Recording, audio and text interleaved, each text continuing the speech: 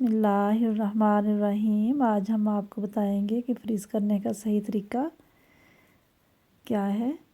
तो उसके लिए मैंने यहाँ पर कबाब फ्रीज़ किए थे। तो सुबह मैंने उसको 10 मिनट के लिए ट्रे को बाहर ऐसे ही रख दिया था।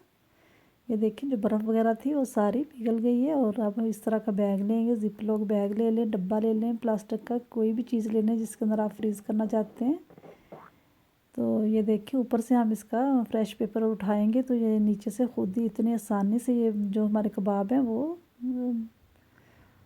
उठाए जा सकेंगे। ये देखें ऐसे ही हम उठा के तो इसके अंदर रखते जाएंगे। ये बहुत ही आसान तरीका है क्योंकि इसके नीचे भी फ्रेश पेपर लगाया था हमने, फिर इसके ऊपर कबाब रखे थे। तो ये उठाने का बहुत ही आसान तरीका है।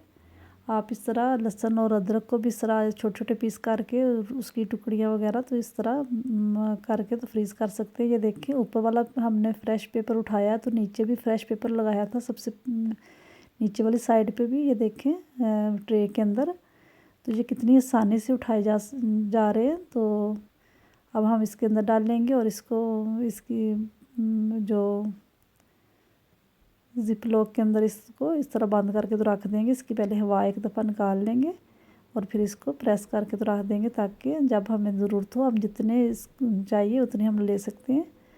तो ये तरीका बहुत ही आसान है। आप जितनी देर मर्ज़ी इसको फ्रीज़र में इस तरह रख सकते हैं, लेकिन ये लहदा रहेंगे। तो ये बहुत ही आसान तरीका है। दुआओं में याद रखें। खुदा हाफिज़।